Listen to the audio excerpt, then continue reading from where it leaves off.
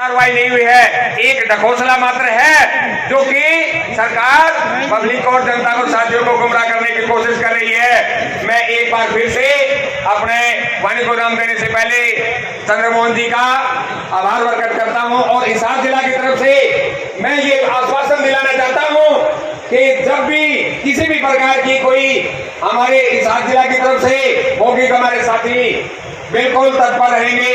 जय भीम साथियों, धन्यवाद। नमस्कार, मैं हूं विकास सुगीजा और आप देख रहे हैं अब तक टाइम। दोस्तों, पहुंचे करनाल के हुडा ग्राउंड के अंदर सेक्टर 12 में।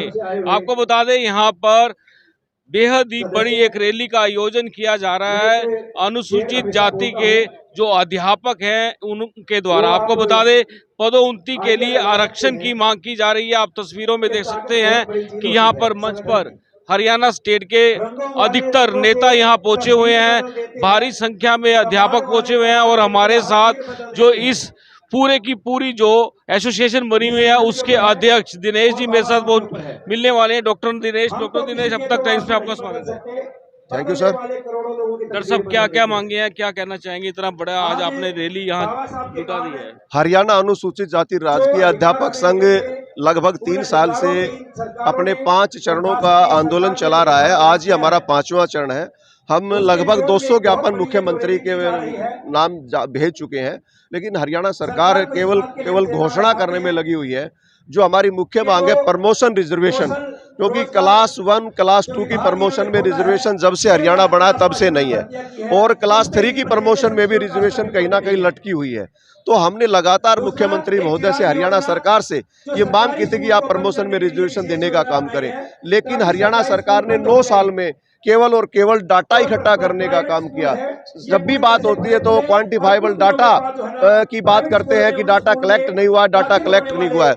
मुख्यमंत्री ने 12 जून 2022 को प्रमोशन रिजर्वेशन की घोषणा की, उसके बाद 3 फरवरी को घोषणा की, लेकिन उन घोषणाओं पर कोई अमल नहीं हो रहा है। 2 दिन पहले भी मुख्यमंत्री ने अपने अधिकारियों के साथ और हमारे दलित मंत्रियों सांसदों के साथ बात की और अखबारों में खबर आई कि भी प्रमोशन रिजर्वेशन दी जाएगी, लेकिन 9 साल हो गए, हम इंतजार कर रहे हैं। मैं आपके चैनल के माध्यम से ये बताना चाहता हूँ कि यहाँ भर्ती के 2 तरीके, डायरेक्ट भर्ती और प्रमोशन से भर्ती।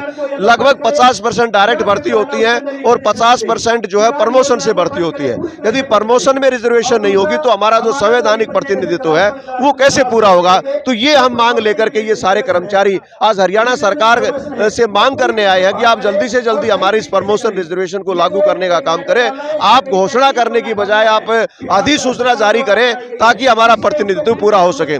इसी के साथ साथ हमारा जो 35 से 40 हजार का जो बैकलॉग है वो आप स्पेशल भर्ती के माध्यम से नहीं भरना चाह रहे, जो कि अनुसूचित जाति समाज लंबे समय से मांग करता रहा है। सरकार ने HKRN के माध्यम से जो है भर्ती करने का काम सरकार कर रही है, जो कि हमारा इसमें विरोध ये है कि भाई आप इसमें रिजर्वेशन पॉलिसी लागू नहीं कर रहे हो। यदि रिजर्वेशन पॉलिसी लागू नहीं करोगे तो जो हमारा अनुसूचित जाति वर्ग का 20% संवैधानिक प्रतिनिधित्व है, जो हमारी सीटें हैं वो कैसे भरोगे? इस पर भी सरकार गौर नहीं कर रही है। मुख्यमंत्री महोदय कह रहे हैं कि भी अभी इसमें समीक्षा की जरूरत नहीं है। हम उनको कहना चाहते हैं भी आप जितने भी लगाना चाहते हो, आप कह रहे हो कि भी हम 30% लगा रहे हैं, हम कह रहे हैं आप हमारा 20% सुनिश्चित कीजिए, उसके बाद आप हम कोई सीमा तय नहीं हो जाती है, आपको 40% लगाने 50% लगाने लगाइए। आप अंत्योदय की बात करते हैं, लास्ट व्यक्ति की बात करते हैं। हम आपसे मांग करते हैं कि अनुसूचित जाति वर्ग जो है वो निचले पायदान पर है। हमें कहीं ना कहीं जो पहले भर्ती होती थी उनमें कहीं ना कहीं हमें जो ना निचले पायदान पर रखा जाता, आखिर में रखा जाता था, टेल पर रखा जाता था। इसलिए हमारी जो है जनरल के लोगों के साथ प्रमोशन नहीं हो पाई, इसलिए वो कहीं ना कहीं कोटा जो है बैकलॉग के रूप में पड़ा है। आप HKRN के माध्यम से जो भर्ती कर रहे हो उसमें रिजर्वेशन नहीं दे रहे हो, तो इन सब को लेकर के आज ये कर्मचारी वर्ग अपने समाज को लेकर के इकट्ठा हुआ है। इस तरह से नई भर्ती करनी है, नई भर्ती में आरक्षण लागू है और प्रमोशन के अंदर नहीं लागू है। 200 ज्ञापन आप दे चुके हो। जी। अभी तक कोई नोटिफिकेशन नहीं जारी हुई? नोटिफिकेशन जारी नहीं हुआ। प्रमोशन रिजर्वेशन को लेकर के मुख्यमंत्री ने 2 बार घोषणा की है, लेकिन नोटिफिकेशन जारी नहीं हुआ है।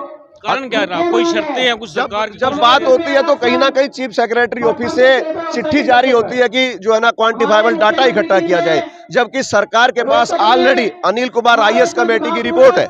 उस कमेटी की रिपोर्ट में जो है ना सारा डाटा आया हुआ है। उस कमेटी ने रिपोर्ट में कहा, जो कि सरकार ने माना है, कि अनुसूचित जाति वर्ग का प्रतिनिधित्व सभी विभागों में सभी पदों पर कम है।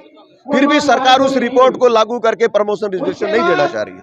ये सरकार की मनसा में खोट है या क्या मनसा है उनके पीछे, ये सरकार के लोग, सरकार जो है ना सामने आकर के बताएं। जब मुख्यमंत्री घोषणा करता है तो एक बहुत बड़ी बात होती है, एक प्रदेश का मुखिया घोषणा कर दे तो समाज कहीं ना कहीं विश्वास करता है, लेकिन कहीं ना कहीं सरकार जो विश्वास दिला रही थी, सरकार का जो विश्वास था वो डगमगा रहा है। समाज में गुस्सा है, आक्रोश है, तो इसलिए आज ये लोग इकट्ठा हुए हैं। डॉक्टर साहब, इसमें कहीं ना कोई लुकुला होगा जिसकी वजह से मामला फंसा हुआ है। क्या लुकुला हो सकता है? बिल्कुल कोई जो है ना पेच नहीं है, क्योंकि हम बार बार सरकार के सामने अपना पक्ष प्रस्तुत कर चुके हैं। कोई जो है ना पेच नहीं फंसा हुआ। मुख्यमंत्री ने 3 फरवरी 2023 को नरवाना में रविदास जयंती के ऊपर खुद जो है ना कहा है मंच के माध्यम से कि भाई प्रमोशन रिजर्वेशन देने में किसी प्रकार की कोई समस्या नहीं है। हमने अपने एडवोकेट जनरल से पूछ लिया है, हमने सभी वकीलों से पूछ लिया है, प्रमोशन रिजर्वेशन देने में किसी प्रकार की कोई समस्या नहीं है।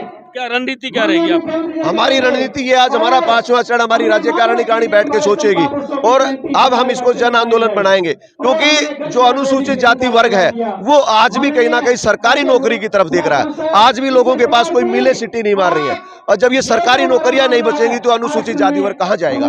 तो हमारा जो है ना आज ये विरोध है, रैली के माध्यम से हरियाणा सरकार इसे जल्दी से जल्दी पूरा करने का काम करे।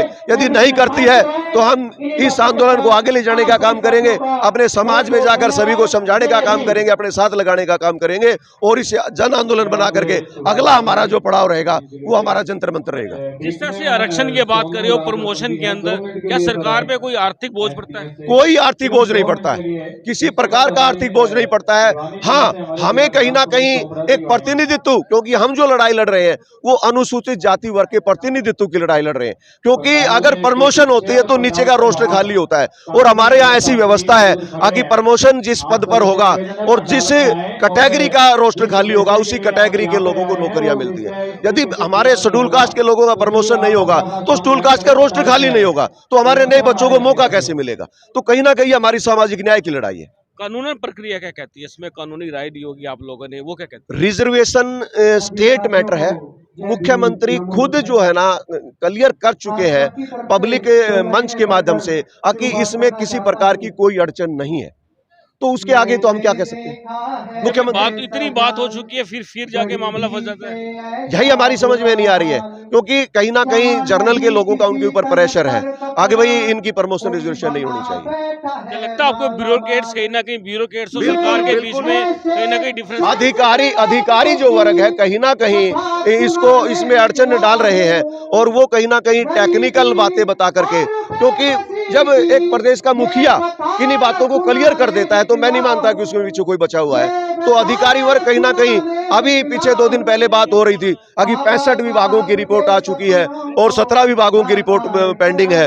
तो यदि चीफ सेक्रेटरी, मैं कहता हूं आज सारा जब ऑनलाइन डाटा आपके पास है तो 1 मिनट में सारा प्रदेश का 3 लाख जो ना कर्मचारी है उनका डाटा क्या नहीं आ सकता। जब आप सरकार जो है यदि उनकी मनसा हो तो वो 1 मिनट में डाटा आएगा। आज सारा डाटा SRMS पे है, तो वहां से डाटा लेकर के क्यों नहीं जो है ना प्रमोशन रिजर्वेशन की आप जो है ना नोटिफिकेशन जारी करते हैं।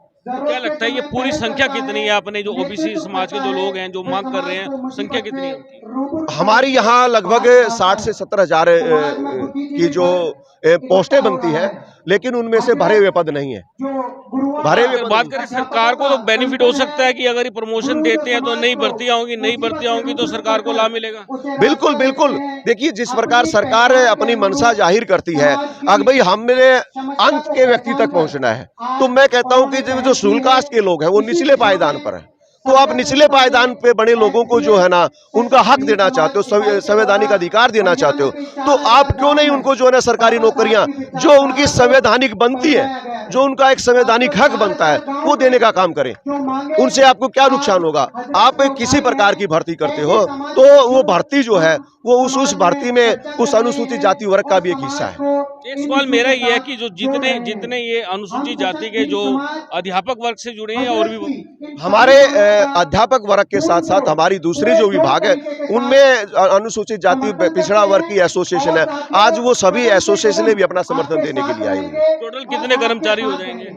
आज की अगर बात करो तो आज हमारे 12 से 13 हजार जो कर्मचारी आज इसके रैली में है और आगे हम इसको बहुत बड़ा जो है ना आंदोलन बनाने का काम करेंगे। तो उसमें जब पूरा बड़ा आंदोलन करेंगे तब कितनी संख्या हो जाएगी, कितनी यूनियंस आएगी? देखिए, जब हम काम करने निकलेंगे तो ये तय नहीं हो सकता आज, क्योंकि आज हमने जिन लोगों को इन्वाइट नहीं किया था वो भी आज कहीं ना कहीं ये बात को सोच करके अब भाई ये जो हजरस के अध्यापक है ये कहीं ना कहीं सामाजिक न्याय की बात कर रही है, आने वाले भविष्य की लड़ाई लड़ रहे हैं, तो उनका समर्थन आज बहुत हमें मिल रहा है। तो आगे तो ये समर्थन मैं मानता हूँ कि बहुत ज्यादा होगा। तो अगला एक्शन क्या रहेगा? अभी रैली है, इसके बाद क्या क्या रहने वाला? हमारी रैली के बाद राज्य कार्यकारिणी की मीटिंग होगी, लेकिन जिस प्रकार से हम तय कर रहे हैं और एक एसोसिएशनों का तरीका है, अगर भी एक स्टेट का जब विरोध एक स्वरूप एक रैली हो जाती है तो अगला पड़ाव हमारा जो है वो कहीं ना कहीं केंद्र रहेगा, जंतर मंतर रहेगा। चुनाव पे इफेक्ट पड़ेगा इसका आने वाले? बिल्कुल, मैं जरूर ये बात आपने बड़ा अच्छा क्वेश्चन किया है कि भाई इलेक्शन अभी समीप है और माननीय मुख्यमंत्री जी जो है वो अनुसूचित जाति वर्ग के साथ सामाजिक न्याय नहीं कर रहे हैं, तो आप सभी समझ सकते हैं कि वो अनुसूचित जाति वर्ग ये आज विरोध स्वरूप यहाँ आया हुआ है। तो आप मानते हो कि जो वर्ग एक विरोध में आ सकता है तो वोट किस प्रकार से देगा? तो कहीं ना कहीं सरकार को इस बात को सोचना चाहिए। तो आप लोगों की आधिकारिक यानी सरकार अधिकारी और आप लोगों की कभी कोई मीटिंग हुई है? फाइनल कोई डिसीजन नहीं निकला? कई बार मीटिंग हो चुकी है, एक बार नहीं कई बार मीटिंग हो चुकी है और मुख्यमंत्री के सामने ये बातें हमने संज्ञान में ला चुके हैं, लेकिन पता नहीं उनके ऊपर कौन सा प्रेशर है कि वो जो है ना इस अनुसूचित जाति वर्ग की मांग को क्यों नहीं पूरा करना चाहते। आखिर में एक सवाल जानना चाहता हूँ, मुख्यमंत्री जी की नीयत आपके प्रति फेयर है? इसमें हमें बायस लग रही है, इसमें हमें बायस लग रही है, क्योंकि जब मुख्यमंत्री जी 2 बार घोषणा कर चुके हैं और जब मुख्यमंत्री जी खुद ये बात मान चुके हैं कि भाई हमने अपने पूरी जो है ना एजी से पूरी बात कर ली है और प्रमोशन रिजर्वेशन देने में किसी प्रकार की कोई समस्या नहीं है, तो फिर आप भी समझ सकते हो कि मनसा में किसके में गड़बड़ है। आपका पूरा नाम क्या पद है? डॉक्टर दिनेश निमड़िया, राज्य प्रधान हरियाणा अनुसूचित जाति राज्य के अध्यापक संघ। आपने मुझसे बात की, बहुत धन्यवाद। थैंक यू, आपके चैनल का भी बहुत बहुत धन्यवाद जो हमें कवर करने के लिए आए। बिल्कुल दोस्तों, आपको बता दें जिस तरह से मांग की जा रही है, लगभग 12 से 13 हजार लोग यहाँ पहुंचे हुए हैं और अपनी मांगों को रखा जा रहा है और ये प्रतिनिधित्व पाओ रैली के नाम से ये कार्यक्रम का आयोजन किया गया है। सीधा सरकार को डेंट मारने की तैयारी है। दोस्तों, हम चाहेंगे इस खबर को ज्यादा से ज्यादा शेयर कर देना। आप देख रहे हैं अब तक टाइम्स, मैं हूं विकास सुखीजा अपने साथी रिकेश निषाद के साथ। नमस्कार, जय हिंद, जय भारत।